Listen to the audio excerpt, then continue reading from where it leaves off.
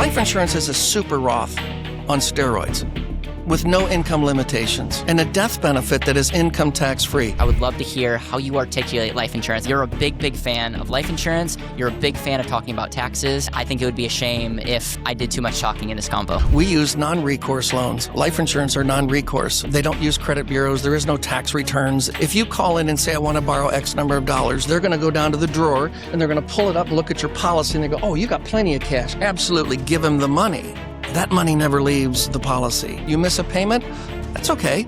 There is no fixed payments. Caleb, this took 29 years for me to learn. There are ways in the United States tax code that you can create as much wealth as you want off the radar screen of the IRS for income tax purposes. 22% of all the cash value and all the insurance companies are owned by the wealthiest 1%. What do they know the average American doesn't?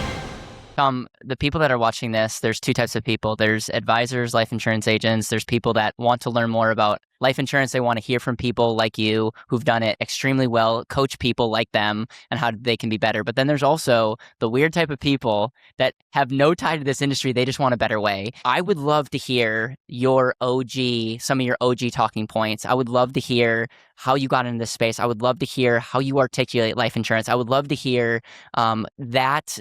Let's try to do our best to create a lightning in a bottle. And I'm going to hand it over to you and we'll have this conversation. But I really want to get your message and how you articulate it because you're a big fan of life insurance. You're a big fan of talking about taxes. Your idea of retirement's very interesting. And I think it would be a shame if I did too much talking in this combo. Oh, well, you're the one who's going to guide this ship. So that's great. My career changed. I guess it was when Matt said, you got to watch Simon Sinek. And I said, I have no idea who Simon Sinek is. And, his TED Talk, it's number one or number two still. Start with why. Start with why. And when you think about it, if I tell you what I believe and why I believe it, and if I can find that you're interested in that, we have a great relationship. But if I tell you what I believe and you go, I hate it, you have to convince me to do this. I'm setting myself up for weeks of horrible treatment, weeks of absolutely despising this business. I don't want to do that anymore. I only want to work with people who see the light. So I'll start by telling them what it does, how it works, why it's different. And there are ways in the United States tax code that you can create as much wealth as you want off the radar screen of the IRS for income tax purposes using the rules and regulations in the tax code. 22% of all the cash value and all the insurance companies are owned by the wealthiest 1%. What do they know the average American doesn't? A lot. And when I first learned this strategy, I did 6 months of research because I was an equity guy. I was chasing rates of returns. That was my story. You're getting 6, I can get you 8. Right. And then when I realized 8 doesn't mean crap if I got to pay taxes, federal, state, local tax on Social Security, Medicare premiums, advisor fees. If you follow typical financial advice, you're paid 7th in line. That's crazy. And I love this statement. The city and state you live in on the day you retire, right? And how much you have, let's see, how does it go? The city and state that you live in and where your money is parked will have more of an impact on the quality of your retirement than the investment. Forget rate of return. Forget Chase. Most of the stuff we were talking about today was, how do you mitigate the rate of return risks? How about get rid of it completely? And when you look at what the wealthy are doing and how they're spending money and not paying any income tax, these guys that owe estate taxes are buying life insurance and putting it in their own name. So when they die, there's an estate tax due. But the insurance company is always going to give them $2 for every dollar they got to pay. But they get to use it tax exempt all of their life. And the pet peeve that I have in this business, I'm so tired of hearing the word tax-free income. You're too young, Caleb, but this was in the 80s when Metropolitan took out a full-page ad in the Wall Street Journal on the center. So when you opened up the journal, the title of the article, Cheat the Government. Who else reads the Wall Street Journal besides and the tax law changed within 2 or 3 years after that. Are you talking about Mac? Yes. Yeah. So income is 100% taxable. Always is, always will be. So when we go out there and talk about tax-free income from insurance products, we are shooting ourselves in the foot. Yes. It's cash flow. It's a loan. It's collateral. It is the most efficient use of collateral there is. I'm borrowing against an account that the insurance company guarantees to be worth more tomorrow. I can't lose. And the only one who does lose is the government, but I'm following their rules on how to build it. So if you build it correctly, you can put it as much of your net worth as you want so that the distributions by law have no place to put on a tax return. And there are 6 tax codes that use the word exempt, where distributions cannot be put on a tax return. And they all reference cash value life insurance. So if people truly understood what the tax code says, I've been audited enough times and the auditors, they start off with the same thing. Mr. Love, we hope you win. Yeah, right. And then is that actually what they say? And then the next thing they say is our job is to enforce what Congress passes. Our job isn't to teach you what's in the tax code. So if these tax codes have been around for 120 years and you've never looked at them, whose fault is that? If most people knew how wealth works, taxes work, you'd probably change direction of where you're headed. Most people, and we both live in Nashville, there's a radio host, a radio entertainer that talks about, pay cash for everything and maximize your 401k. And when you retire, you'll be debt free. That is a potential problem. You're not debt free. You have the biggest debtor in your life, the Internal Revenue Service. You have no idea what you owe. And I think there should be an issue. I'm not debt free when I have $1 million in an IRA or a 401k. I owe $300, $350 to the Internal Revenue. Or if they change whatever the new rule will be. Yes. Correct. So if you really want to mitigate the risk, if you really want to build a plan that is not going to fail you, this is the best. Let's get rid of those external effects that could negatively input the performance I'm going to enjoy. Mm-hmm. Get rid of them. Rather than mitigate all these risks and the formulas and the withdrawal rates. And how about if you understood how much you'd have to earn at an Edward Jones or a Raymond James account to spend as efficiently as what we do?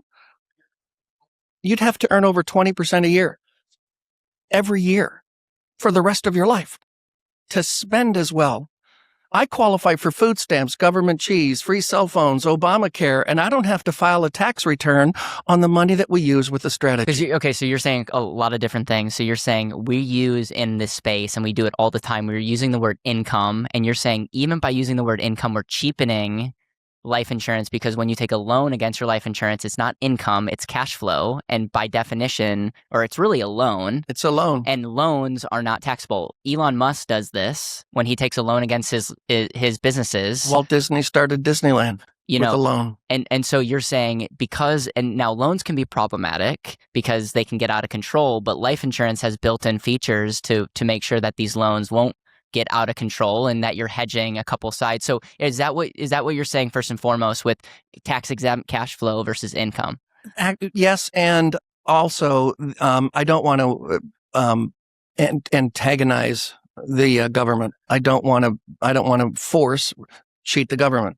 Yeah, I think we are doing ourselves a disservice by not cheapening, but by using language that really is not accurate. This isn't income. It acts like income. It's spendable as income, but it's not income. The money does not show up on a tax return, just like borrowing your first money on your house. Yep. The bank lent you borrowed money, but they sent that big check to the seller. You don't have to pay tax on that. Why? Because you're going to pay it back eventually. Well, you're going to pay back your life insurance loans too, at death. At death, and Brian Bloom was one who coined this phrase, you're borrowing against your dead self. The IRS will allow you to live on exempt money, your death benefit, free of income taxes with your family while you're alive. I can't think of a better way to spend, and the only one who loses is the government, and we're using their rules. They're telling us how to build this, and if we build it correctly, you never have to look at income taxes again on that. Yeah, and the reason the government does give some really amazing tax benefits is if everyone had life insurance, we wouldn't have all these welfare programs. True. And so, while yes, it's you're benefiting, you're also not a drag to society, and that has ripple effects for society as well. The buy, borrow, die strategy is what a lot of people are coining, and you look at Jeff Bezos and Elon Musk and all these people, and that's the whole concept. Explain how when you use life insurance, how that really self-completes in a perfect way. So there's recourse loans, which everyone in the United States is aware of. I borrow money from an asset against an asset. The bank loans me money and I have to make recurring payments. And if I miss a few payments, the bank has the right to pull back the collateral. We use non-recourse loans. Life insurance are non-recourse. They don't use credit bureaus. There is no tax returns. If you need money, they will lend it, but they're lending you against your money. So it works like this. If you call in and say, I want to borrow X number of dollars, they're going to go down to the drawer and they're going to pull it up and look at your policy and they go, oh, you got plenty of cash. Absolutely. Give them the money. That money never leaves the policy. It stays in the contract. There's no risk to the insurance company because they already have it. You miss a payment, that's okay. There is no fixed payments. Now, they will send you a bill once a year for interest, but you don't even have to pay that. That's added on to the loan. The neat thing about what life insurance, and Caleb, this took 29 years for me to learn. I hope our audience can appreciate that you're literally getting 29 years. By the way, I'm 29 years old as we speak. Well, I've been in the business 48, but it was 29 before I recognized when I borrow money from an insurance company, I'm not borrowing my money. Just like when you have equity in your home, you cannot take your garage door off with the beveled glass, the nice garage door, go to the bank, put it in their vault and say, give me money on that. They'll go say, put it back on your house. We'll lend you the $50,000 you need, but we'll use the whole house as collateral. Life insurance is exactly the same way. And you have to pay back the bank. Well, not with a non-recourse loan. You don't have to. And if you don't, when you die, the death benefit is simply reduced by the amount of the loan. I want to recite for you one paragraph of a report done in 1990. The General Accounting Office was petitioned by Congress to determine how successful they were at stopping the sale in the 80s of single premium whole life. So it's a 67-page scathing report negative about the insurance industry. And it's all about Congress. You're losing billions because you can't tax this, you can't tax that. But there's one paragraph on page 27 that talks about, for all the congressmen and senators that have no idea what the problem is, this is the issue. For all the morons that didn't know what was going on, this was the problem. And I'm going to recite it for you. If a policyholder borrows against the inside buildup from his or her life insurance policy, the amount borrowed is considered a transfer of capital and not a realization of loan, and therefore is exempt from taxation. This is in accord with other consumer loans like mortgages and automobiles. If a policyholder chooses to borrow against the inside buildup, the amount of interest income that is supposed to be used to fund a death benefit can instead be a source of untaxed current income. And if the policyholder should die with the loan outstanding, the death benefit is simply reduced by the amount of the loan, thus allowing the policyholder the use of tax-free money all of their life. I couldn't have paid government money to write a better paragraph as to why I do what I do. Let's not drop the mics, but that's a pretty mic drop moment. So you learned this 29 years ago. That I'm borrowing against it, not from it. My policy cash value does not change. My policy, all of it's earning dividends. Yes. All of it's at a guaranteed cash value rate. I have $3.5 billion of clients' money that isn't subject to political influence.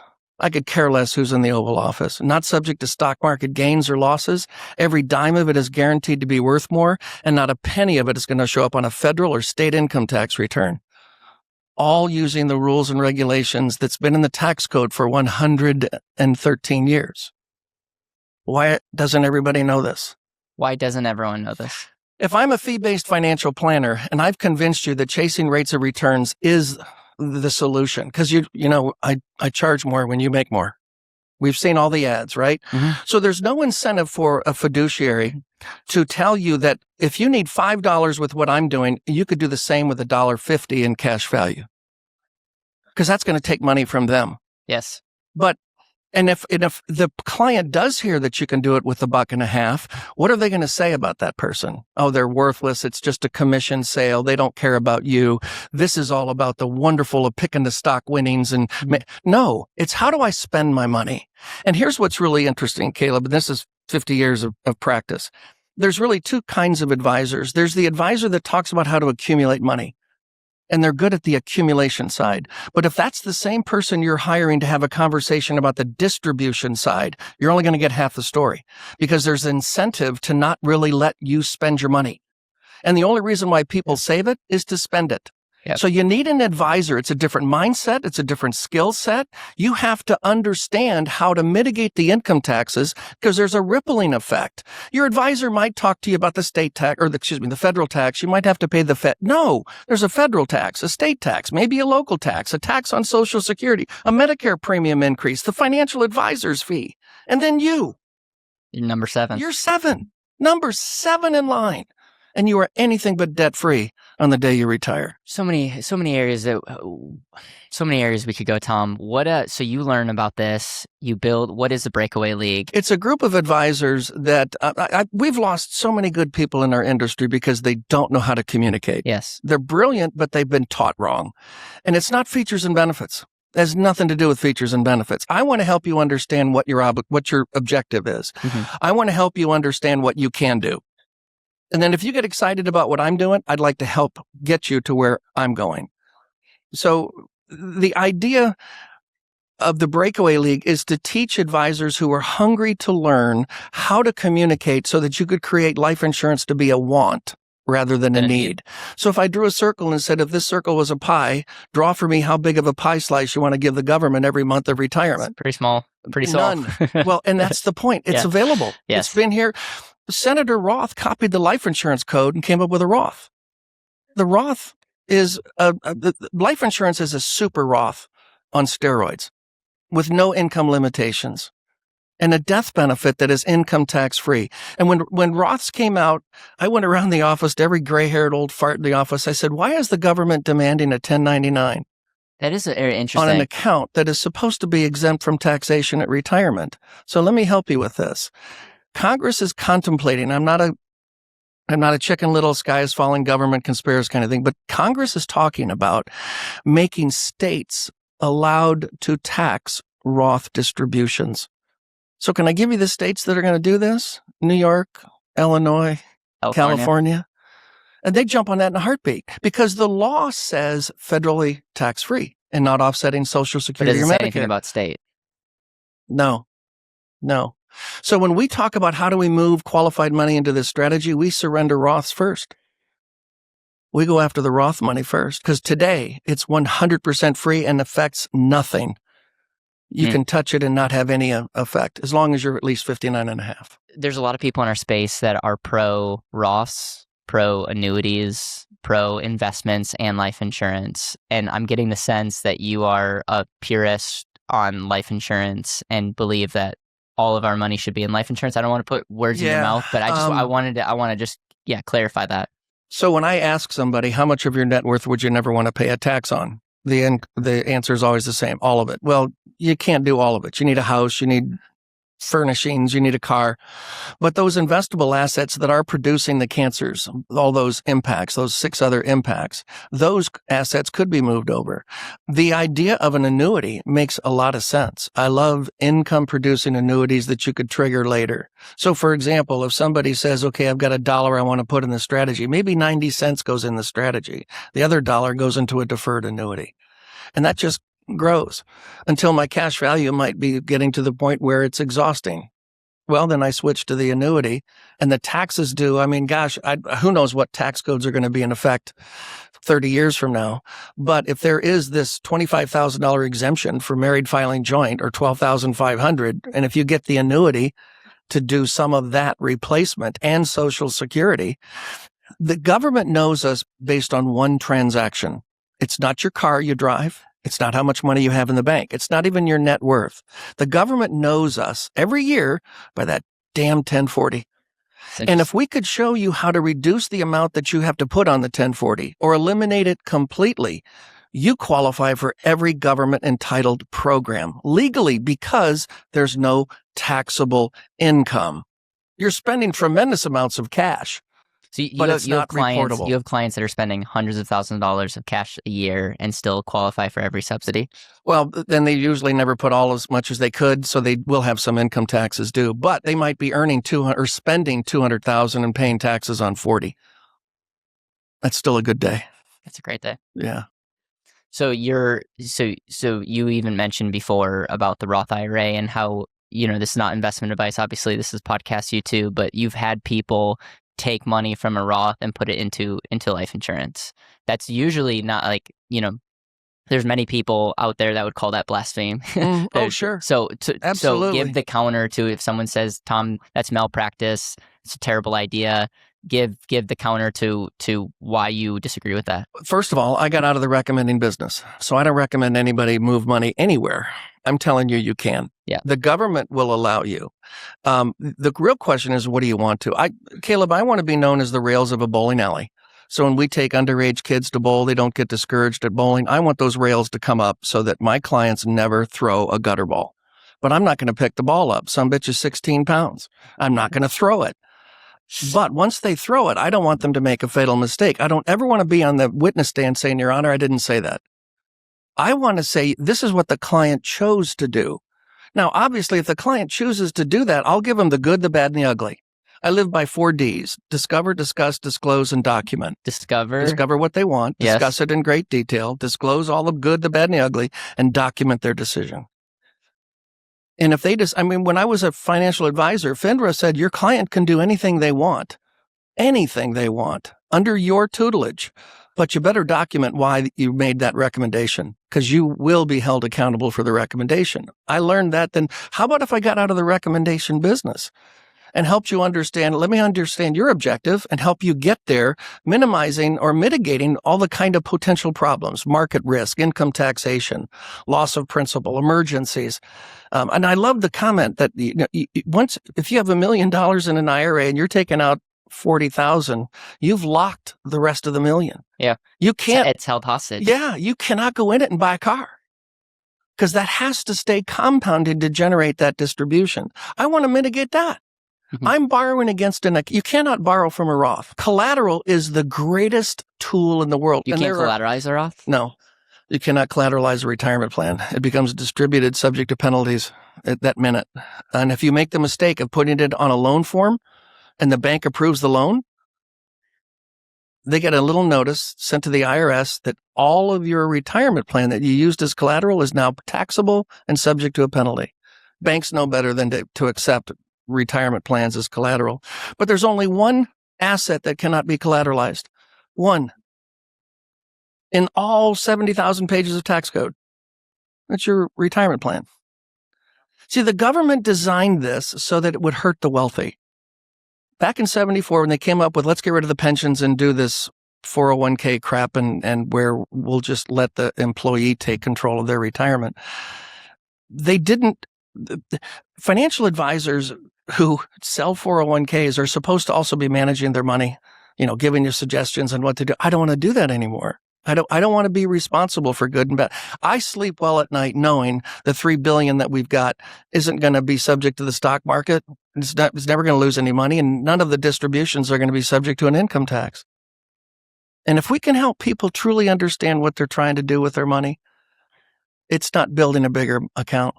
I love showing people how a larger account taxable can spend less than a smaller account tax exempt. Mm-hmm. And it's not tax free. It's tax exempt. There is no 1099. The government doesn't get notifications of these loans, just like they didn't get notification when you bought your car. Yeah. What you said about the Roth actually makes a lot of sense, because I've had people that have kind of done like the government could go back on their word when it comes on the Roth. And I've always been like, okay, that may or may not be true. But at the state level, that's what really triggers. It's like, if there's nothing about state taxes. That's that's easy money for California. Isn't that why you moved to Nashville?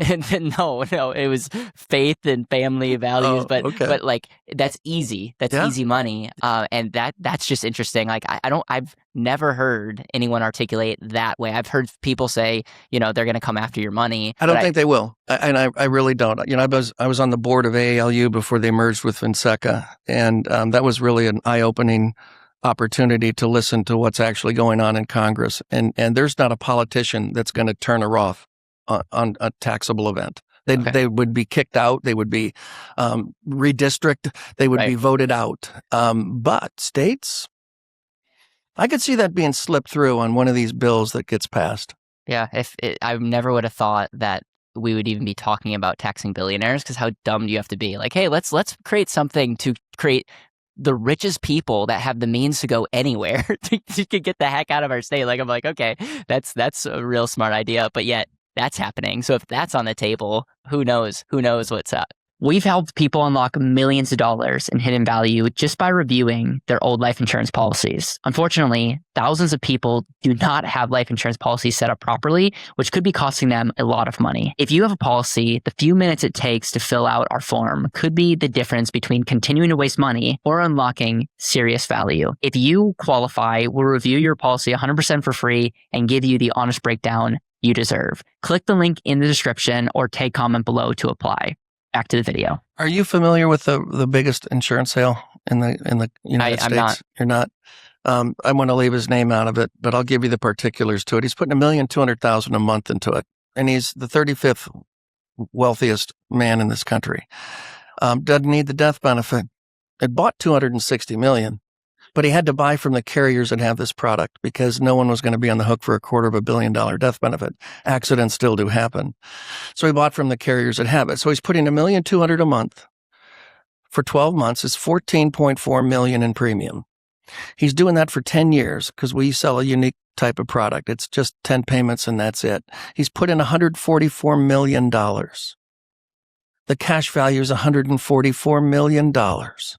Crappy rate of return. I agree. Sucks. But he's going to get a $10 million check every year for the rest of his life and have no place to put it on a tax return. How much would he have to earn with Raymond James? Using a safe withdrawal rate so he could earn $16 million to pay the federal tax. He lives in Texas. To pay the federal tax to net the 10, he would need $524 million with a fee-based financial planner. I can do the same thing with 144 in the right spot. So and by the way, he answered a postcard. He didn't have an advisor. He got a postcard in the mail. Yeah. And I'm not his agent. I wish I was. I'm not his agent. And he did it because how much would $1.2 million a month have to earn over 10 years to build up this hypothetical account worth $500 million? 26% a year. That's why he did it. He can't get 26% a year. One of the angles that I see you spending a lot of time on is you reverse engineer the, as Brian Bloom would say, the capital equivalent value. And so you're essentially saying, hey, if I put my money over here, this is the cash flow that it's created. And if in a different scenario, when you factor in taxes, all these things, this is the type of rate of return you need to get. What's easier to get this hypothetical rate of return, assuming taxes aren't going to go up, versus put something in where there's a lot more guarantees. Yeah, the rate of return is way less. You're not even arguing that. But the equivalent value or the cash flow value is the same, if not greater. And then so you give people the option to say, which route do you want to take? Do you want to take this route? Exactly. You want to take this route? I have no skin in the game. Which one do you want? I don't care. And as Brian would say, we need people to pay extra taxes. You're one of them. Yeah. So go ahead, keep doing what you're doing. Yeah, because if everyone did this could be problematic. And I like Brian. Brian's book really only touched the Fed because he was a broker at the company we used to work for, and the broker dealer wouldn't let him go into everything else. It's a rippling effect. Not only is there a federal tax, but there may be a state tax. If you live in a city municipality, there might be a city income tax. There's a tax on Social Security. Maybe we haven't seen the particulars yet. And there's an increase in Medicare premium. Why? Because you sent a form into the government every year detailing all of the money you're getting. It's called a tax return. What if you're not filing one? What if you could find ways to reduce the number you put on that return legally using their rules? Quick story, and you can blurt this out if you wanted to, but and I know you know the guy, but there was a father-son team that joined our group, and the father had just been audited, and the young auditor, female, came in and said, "Bill, I need to see your checking account," because they're allowed to look at everything you own. So he showed him the checking account, and she said, I see this large deposit that you have in your checking account. Is this what you use to buy the office condominium? And he said, yes, it is. And she said, do you mind if I ask where that money came from? And he said, sure, no problem. Came from section 7702 of the tax code. And she said, what? He said, it's section 7702 of the tax code. And she said, excuse me one moment, I'm going to go out in the hall. So she goes out in the hall. This is a true story. Goes out in the hall and calls her boss at the IRS office and says, I'm at an audit, very nice guy. There's a huge check went into his checking account. He says it came from 7702. Do you have any idea what that is? And he said, no. Let me look it up. Caleb, I'm not saying this because you have to be smarter than the IRS. What I'm saying is that this has been embedded in the tax code for decades and people are not aware of it. He calls her back and says, my God, that's a loan against a life insurance policy. There's no income taxes due on that. So she goes back inside and says, Bill, thank you very much. The audit's over. So when we know what we can do, how do we find people who know how to replicate it? That's why I built the Breakaway League. I believe there are so many people in this country that would love to learn what the rules say that benefit them, not their advisor, not the government, not the company, that would put their needs first. And all I want to do now is just give you the language to set it up so you can go out and talk to anybody, anywhere, anytime, and create value. In the 1980s, they changed the tax rules on MEC policies. They created the MEC. Do you find that they're going to change the rules on life insurance? Like, I'm sure you get this question. Yeah, if I'm going to put all my eggs maybe in the life insurance basket, am I rolling the dice that the taxes are going to stay the same? I'm smiling right now because, again, being part of AALU, I was able to meet Richie Neal, who was at the time the congressman who was in charge of House Ways and Means, the IRS taxation. And when we talk about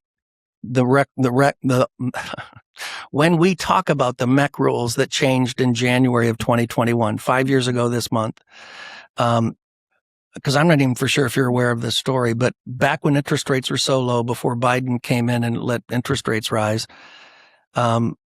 the insurance industry, so it's the masses, it's the guardians, it's, the CEOs of all the biggest companies went to Richie Neal and said, we've got to change the non-forfeiture provision. We can't guarantee 4.5% anymore. Nowhere can we get that. And Richie said, no, I'm hearing this from another person who was supposedly part of the team. Richie goes, you do realize that tax code, the one you're wanting me to change and make better, is one of the best for the wealthiest people in this country. You want me to make it better? And they're going, Richie, we have to. We can't guarantee 4.5 anymore. We can't get 4.5 safely anymore. And as I understand how the story went, he said, okay, I'm going to change the law. But if I find out that you took the profits that were generated because your non-forfeiture benefit went to 2% instead of 4.5 and you put it in your pocket as a bonus, I'm going to change the law and the code again and bring it back. And every insurance company, as I know, has lowered the rate, the guarantee, and they're not paying huge bonuses to the CEOs. So I don't see that law changing. Here's the interesting thing. It changed 5 years ago and made it better. And here we are trying to defend to people who kind of know a little bit about the industry. Are they going to get rid of the MEC rule? God, they just made it better. The title of the article was, a small change in the tax rules was a big boon for permanent insurance. Buried in the back of the Wall Street Journal. Why doesn't everyone know that? Why am I scarfing for that and nobody else is? Again, if I'm a fee-based financial planner, which is what I was for the majority of, I was a registered rep for 42 years. I chased rates of returns better than any of them until I realized getting to the top of the mountain is not the real level of success. It's being able to go home and tell your family you did it. Right. 75% of the people dying on Mount Everest died on the descent. They made the top. Mm-hmm. couldn't even share it with the family because they're frozen on the side of a mountain. I believe 75% of well thought out financial plans are going to fail because they've got an advisor team focusing on the left side of the mountain, bigger, higher, greater, more, rather than minimal tax, spendability, off the radar screen legally. What can I do to spend money, not save it?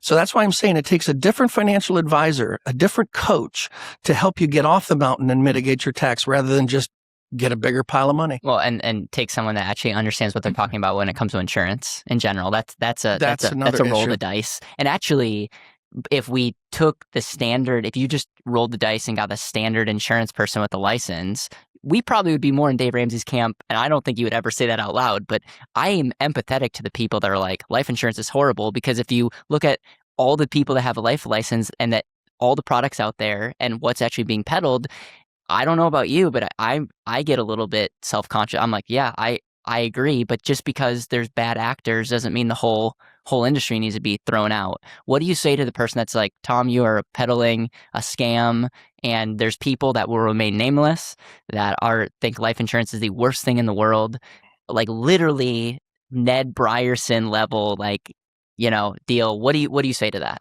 Wonderful. Next. I was on the airplane sitting next to a billionaire. The woman had a diamond on her right hand, not her left hand, the size of a quarter. Yeah. We Googled her after I got off the flight. She's a billionaire. So we started talking, and she's going to speak to a women's convention in Tokyo, and she's flying from Nashville to Dallas.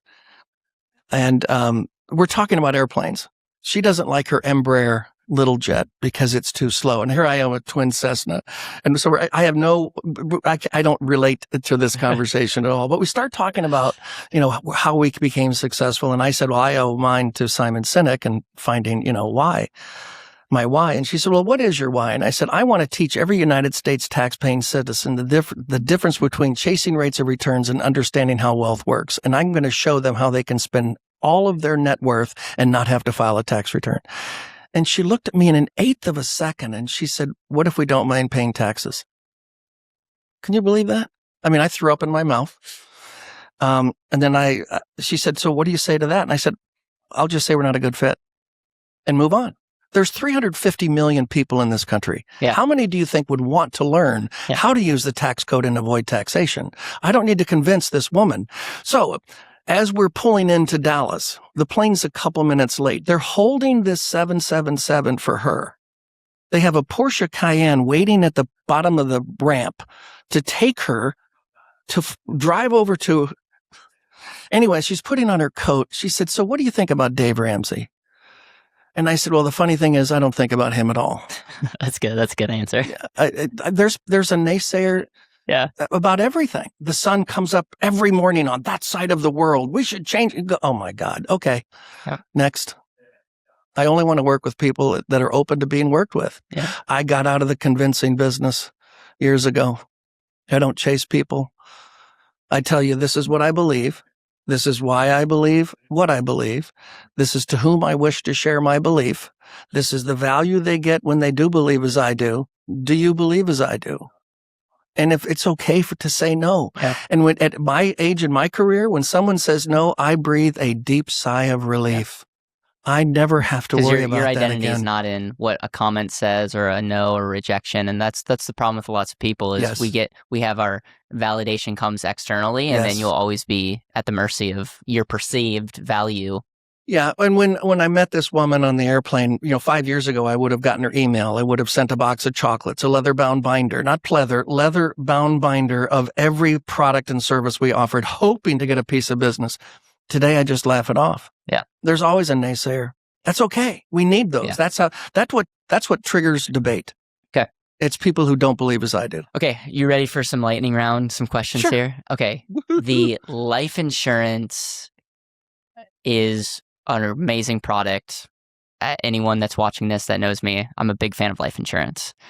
Though I do see lots of people selling life insurance, future income, and life insurance is not necessarily designed for like monthly checks and all. I want to just hear how you come back with like, because you've been doing it a lot longer than me. How are clients actually taking income? Are they taking it monthly, annual lump sums? Like, I know that sounds like a dumb question, but these are like actual, like annuities are meant to annuitize. They're like built for income. Life insurance, while it's easy to look at an illustration, how does it actually work in real life? I was very fortunate young in my career when I was working with a much more seasoned rep, and he said the problem with our industry is we show illustrations of the client always sending the insurance company money.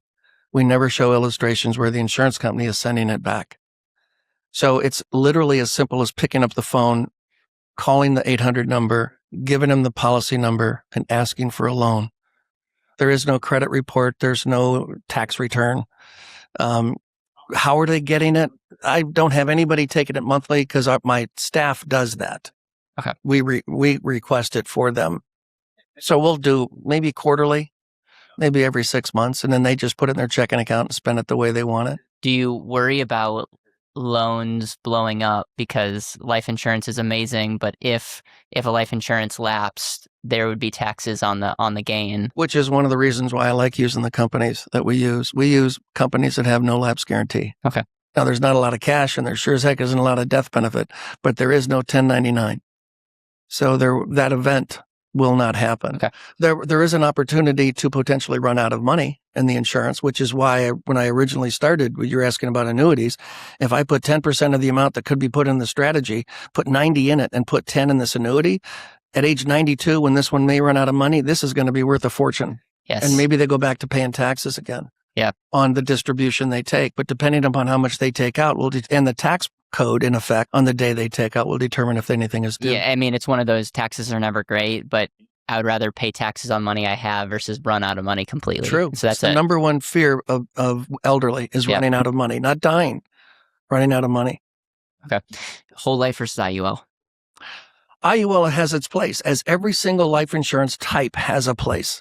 Life insurance for me, on the distribution side of the conversation, you cannot have a policy with a monthly premium due, or a mortality charge, or an administrative expense, or a fee. Even if I'm not paying any premiums anymore when I retire with IUL, I have those fees. So the head starts to eat the tail. We use products where they are guaranteed to be done at a certain age or a certain number of years in premiums. When they're done, there are no more charges that are going to come out of your account. IUL has a wonderful place. I've got a cottage up north where I would love to have every kid that wants to use it buy a $50,000 IUL policy, inexpensive, let the market take care of it for the death benefit. It's a great death estate planning, wonderful potential. Although there's some potential problems. You get 3 negative returns in a row like they did in 2000 to 2003. That kind of ruins, this whole idea of growth inside of an IUL. Again, if my conversation with retirees and pre-retirees is mitigating the risk, this is still risky. I mean, insurance companies were brilliant back in the 70s. They said, you want to think you can do better than us with all the brains we have? Great. You own the risk, the mortality risk, the investment risk, the expense risk. Have fun. And it's pretty much priced to expire before you do. So they never pay a death claim. And for those they never pay a death claim, they receive fees all of your life because there's no policy in force on the day you die. I'm trying to mitigate that. So when we talk about how IUL works, I haven't anybody that back when in school, that was a test question. We had to draw how IUL works when we had a bucket and we had to show the premium, the net amount at risk, the surrender, all that stuff. And I'll show that to someone who comes in and says, I want to talk about IUL. Great. And no one has ever said, oh, this is how it works. I want to still buy it. Because if they said that, I would say wonderful, but not for me.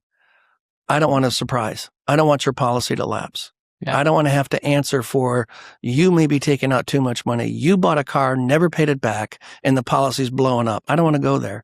But there's plenty of people in the world today, especially in this country, that don't understand how IUL works. I would love to sell you a policy. That ain't me. Yep. I won't do it. Mutual versus stock company. The strategy we use has to be mutual. I want to own the company.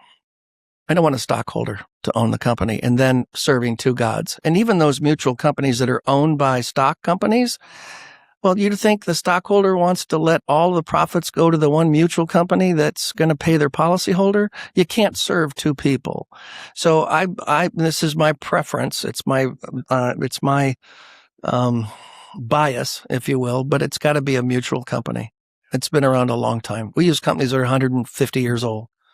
They've been through a depression or 6. Yeah. What's your thoughts on infinite banking? We're similar to infinite banking, but we're infinite banking on steroids. I will never use life insurance to pay for a cell phone bill. Yeah. That just makes no sense. But I sure as heck will use life insurance cash values as collateral to go buy real estate. I think that's a wonderful combination. And there's 2 parts of the tax code, not related to one another at all, but there's tax-free dividends that can be used for tax-deductible interest payments, and the government will still pay you to buy real estate if you use participating whole life insurance. So if we could show people how to do that, I want to replace your bank. So infinite banking is, become your own bank. I don't want to be a bank. Insurance companies, we got to be careful of the vernacular we use, Caleb. We can get ourselves in trouble. Yeah, it's sort of like it's income. No, and we're not a bank. Yeah. We are a stupid, fat mutual insurance company that is the cockroaches in insurance companies are going to be around after a nuclear holocaust. Trust me. They just, back in the 90s, Warren Buffett bought a tranche of life insurance policies from a broker in New York City who had accumulated $250 million of cash value from people who were selling their life insurance. Who knew you could sell your life insurance? Seen those ads? So he bought them. And he had a $260 million tranche for sale. Warren Buffett bought them, bought all the policies. And he was asked, why are you, the world's smartest investor in the world, buying the worst performing asset as defined by Susie Orman and Dave Ramsey? His response was brilliant. Have you ever been an actuary that lost a nickel? That's good. I'm going to get 4 to 6% return every single year by investing no time or my money. And he has to pay income tax on a death benefit. So that tranche that he bought, when a death benefit comes in, that's taxable to him. You want to find out what your life insurance is worth? Put it on eBay. Don't surrender it. Put it on eBay. And you'll find people, probably the Warren Buffetts of the world, Gates of the world, buying it under this shadow company because they know how it works. Yep. You don't. Yep. It's learning about life settlement market and how people can sell their life insurance and get a multiple of what their cash value is really cool, because if you understand that, you go, well, like that asset is actually worth that. It doesn't show up on a balance sheet, but it probably should, because a lot of times you look at your cash surrender value and that's what shows up, but it's actually there's value in addition to that. And the life settlement market, you mentioned like eBay, the fact that someone would be willing to pay you more for your life insurance tells you everything you need to know. Absolutely. Maybe it might be good. Why does the government limit how much you can put in? Why did MEC rules even come into play? If it was so crappy. Yeah, exactly. Why does the government whenever the government limits something, this? What does that usually mean? Yeah, we can't let it be too good. God, that's why I say if people only understood what they could do with it, they'd stand in line to buy it. Yeah, that's why the whole Roth thing, it's why you call it a Roth on steroids is not only does it have a death benefit and other living benefits, but what's your limit that you can put into a Roth? And oh, by the way, if you make too much money, now you have to do some crazy backdoor thing to just put a couple grand in. And I would argue that this billionaire that's doing $1 million a month is buying the super Roth. $1,200,000 a month. Now it's paid up now, but so he's got 144 million. God. Send me 100 million, will you?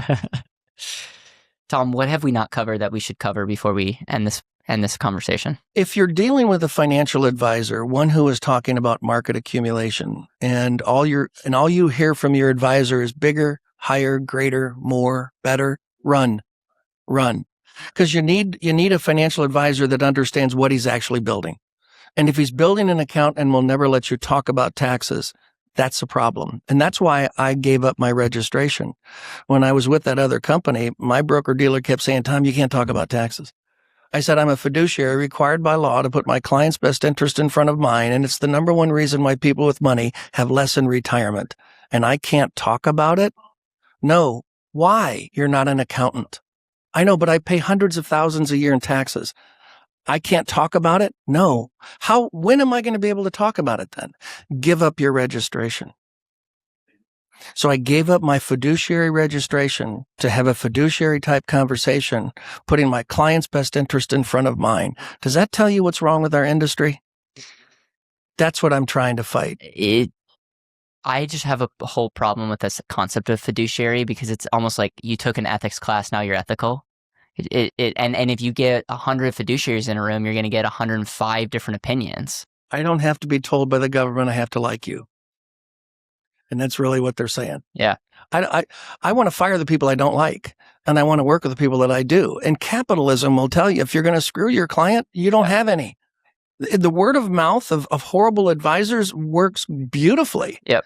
But for those people that are out there doing an honest living that are tainted by those bad apples, that's what I want to get rid of. Tom, if life insurance is so amazing, why would you cap it at a 10 pay? Is there a world where you would want to do paid up to 100, 121, give clients the ability to continue to fund into a life insurance contract? Great question. I own 7 10 pays. I can't add more money. And in the end of 10 years, I'm done. So as long as I'm healthy, I buy another one. There is a point in your life when you have enough. You don't need to buy it anymore. And that's kind of where most people, my clients, when we talk about repositioning what you already have, what I have found is most people have done a great job putting money here, here, here, here, and here, because that's what their advisor said. They have no idea how to spend it now. Mm-hmm. None. And they don't understand the tax implications of it. So I help people understand, if this is what you have, how can we put it all together and mitigate your tax? But in 10 years, I don't want another payment at age 94. Now, if you wanted to, because you see the value of having the policy paid up to age 100, great, you can buy it. Yep. You can buy it. My job is not to tell you what to do. Or you could RPU it. I know that there's pros and cons to that. Yeah, there's a different dividend scale when you RPU a contract. So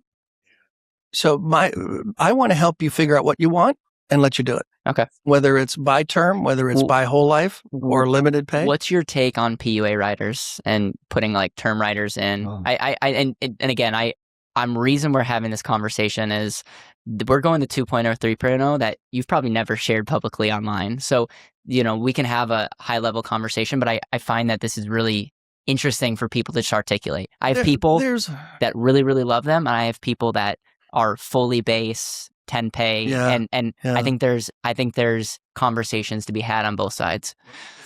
When the tax code changed on 7702, and then the insurance commissioner of New York said you can only pay a maximum percentage of a commission, every company that does business in New York now has target premium, not premium, target premium, and they pay the agent based on the target. And there's people on the interweb that are saying, Mass Mutual, for example, lets you put 10% into base and 90% into PUAs. And if you're selling anything but that, you should be in prison. I'd like to debate that, because I own a policy with the company that we used to work with, and there's like $180,000 in cash value. My dividend this year was $2.18. And the only reason why the product is still okay is because of the 4.25% guarantee. So if another company were to emulate what that company did and decided to get out of the whole life insurance business and got rid of their dividends, on that assumption, there's only 10% of the premium that has a guaranteed component to it. 98% of it, it's probably just going to waffle. How much of your premium, when you make a huge contribution, do you want a guaranteed component on? You tell me, and then we'll design the policy. You can do 90. Because with the one company, we can put 100% in the base. We can go down to 25% base. What do you want to do? You're saying PUA riders don't have any guarantees tied to them? Once the dividend is paid, it's guaranteed. It's guaranteed to stay there. Is it guaranteed to earn any more money? You're saying but dividends don't get pay increase when PUAs are added to a policy. Let's make sure I'm very, very clear on this. In a policy that's not crapping the bed like the one company did, the dividends, I have a degree in insurance, which they don't even offer anymore. When a dividend is paid, that dividend earns a dividend, which is why paid up additions is such a wonderful option. And prepaying them is really a great opportunity, unless the company decides to no longer pay dividends. then that section, all of that money is just going to be kind of worthless. We had a policy with $2 million in cash value and the dividend was $163. It was supposed to be $64,000. 163. And that can happen. That can happen. And all I want to do is, again, mitigate the risk. I don't want a surprise at my age. Now, your age, you could handle a surprise. So then my next question is, knowing what you know, like with the people that maybe got into that company and couldn't transfer it to another company, are they still better off or did they totally get screwed? Well, they're screwed on the dividend side, but the policy is still okay. Because of the guarantees. Because of the guarantee. But you can't use it as a cash cow now for distribution because there's no dividend to be used to offset that interest payment. So it's a different conversation. So are you a fan of diversifying the insurance companies if you're going to put a lot of money? Never was until 5 years ago. Okay. Yeah. I never looked at the left side of the ledger, Caleb, for 40 years. I mean, the guarantee, I'm using mutual insurance companies. We own the, I'm looking at the left side of the ledger now. Yep. And the people that I'm working with at my age, not your age, but at my age are also concentrating on the left side of the ledger. For those of you listening or watching, left side represents guarantees versus the non-guaranteed. The non-guaranteed side is on the right, correct. Yep. Man, Tom, there's a lot of things. I want to ask this question that you may have never been asked on a podcast. Buckle up. True. If you had to sell against life insurance or give the negatives, just even on the stuff that we do, I mean, we're working with really good companies. And like, if you had to be honest, what are the cons to life insurance? Even it's an amazing contract asset. What are the cons? There are two. What if I can't get it? Like health-wise? Yeah. Not everyone can. And what if the tax code changes? So I want to emphasize this. A life insurance policy is a legal contract. It is a contract. Your 401k is an agreement unilateral. The government owns it. You don't. So you can't change the rules. You can evict the legislator, but you cannot change the tax code. Life insurance contracts have been changed once in its 150-year history, and they grandfathered every policy in place up to the point of change. It's easier to change an existing contract on a date and let the new moving forward contracts be affected than to backdate it. Yes. Correct. Has the government backdated law? Yes. My aunt had an Arabian stallion that she syndicated for $2.5 million. So she took a $2.5 million deduction. 3 years later, they made the tax code retroactive and disqualified that. The government has been known to do that. With life insurance, just remember, 22% is owned by the wealthiest people. Yeah. You think they're going to sit for that? It's way easier for them to say going forward. Yeah, this is what's much easier. Much easier. So the older your policy date, the more likely you have of being saved. And other than that, I can find no reason. I have not found anything in the United States tax code that spends better than a permanent whole life insurance policy. There are plenty of things in the tax code that will allow you to accumulate more money someplace else and get a better rate of return, but nothing has spent as well as understanding how cash value works. Life insurance is one of those things where early on, I wrote the book, The End Asset. I love that book. And the concept was use your money, like your dollars will get all the benefits and you can utilize it. So that was like the key. And then the more I learned, I learned things about life insurance, about creditor protection, and I experienced a death claim. Wow. And you look at other aspects, you actually understand the taxation a lot more. And it's like the more benefits I've learned about life insurance, the less hypey I've been and the more convicted I've been. Welcome. What has been one of those benefits that no one's talking about in life insurance that they should be talking about? And it only elevates what you're saying more about cash flow, tax exempt, and all. I had a prospect that had, 30 real estate properties. And this is Don Blanton's question. It's not mine, but I love using it. And he had a strong net worth. And I said, what's your collateral capacity? And he said, what's that? I said, how much money can you put your hands on in less than 48 hours? He said, $27,000. I looked at him, I said, you think that's good? You think that's success? You have one renter move out of his house for a year, that money's gone.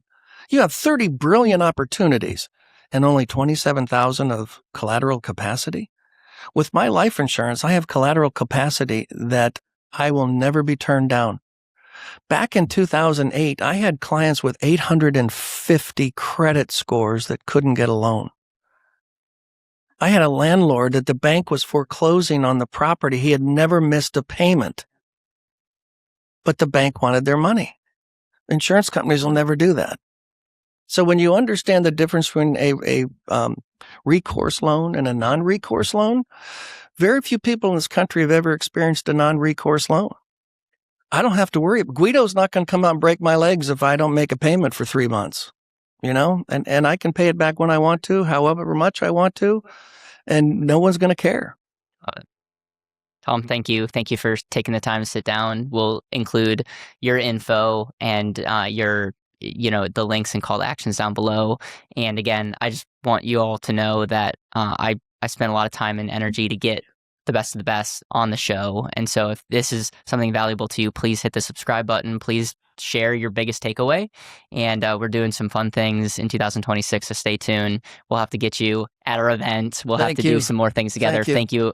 It only took 10 years to get you on the show. So thanks for saying yes. Good things come to those who wait.